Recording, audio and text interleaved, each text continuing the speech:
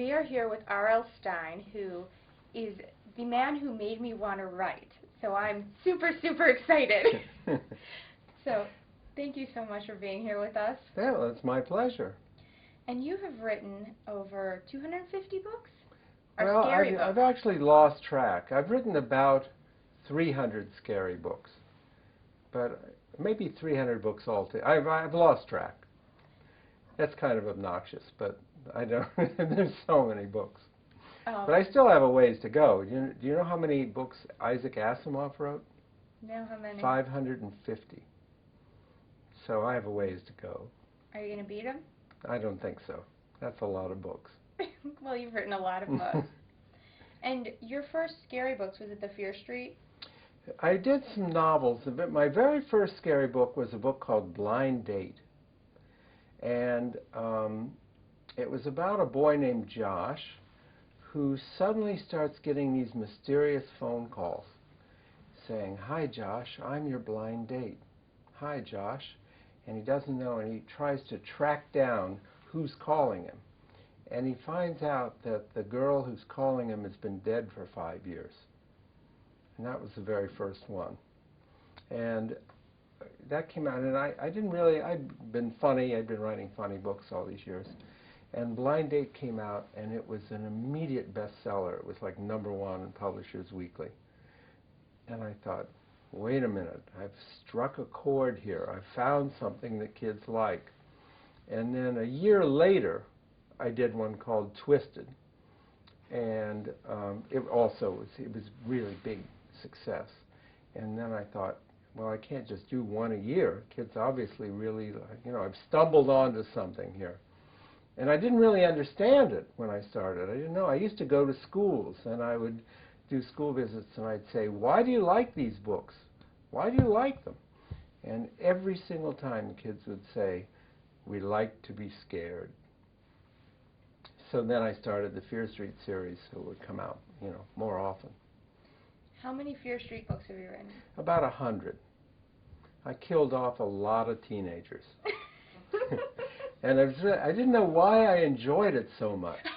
Why did I enjoy cleaning? And then I realized I had one at home. So that sort of explained it. Do you remember all your characters and all your stories? No, it's embarrassing too, because kids do.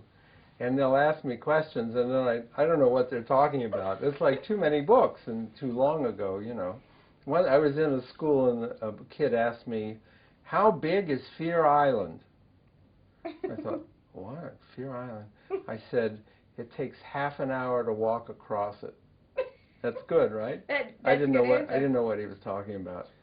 And sometimes I'll be in school and kids will test me, they'll say, what was number 18? I don't stand a chance. What was number 18? Getting shown up by a 10-year-old. It happens a lot. When did you start the Goosebumps series? 1992. Fear Street was doing really well with teenagers. And my wife has a company called Parachute Press, and her partner. They were after me to do let's try doing a younger scary series. No one had ever done it. No one had ever done a scary series for 7 to 12-year-olds. And I didn't want to, that's the kind of businessman I am. I didn't want to do it. I didn't want to do Goosebumps because I thought it would mess up Fear Street, that the audience would say, oh, that's baby stuff, and it would ruin it. So I put it off for a long time. And then they kept after me, and we have to try it. And I said, okay, if I can think of a good name for the series,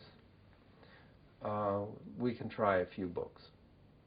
And one day, I was home, I was reading TV Guide, just looking through the TV listings. And on the bottom of the page, there was an ad, and it said, it's Goosebumps Week on Channel 11. And I just stared at it, and I said, there it is. It was right there on the page. We'll call it Channel 11. That's a bad joke, right? No, it's a good joke. It's a bad joke, but that's where the name came from. What was the biggest difference from writing for teenagers to writing for the younger kids? Well, shorter sentences, mainly. There are a lot of differences. What I do is when I switch from one to the other, I just picture those kids while I'm writing. I picture, if I'm doing a Goosebumps book, I'll picture a 10-year-old. And if I'm doing a YA book, I'll picture a 14 or a 15-year-old and just have those faces in front of me.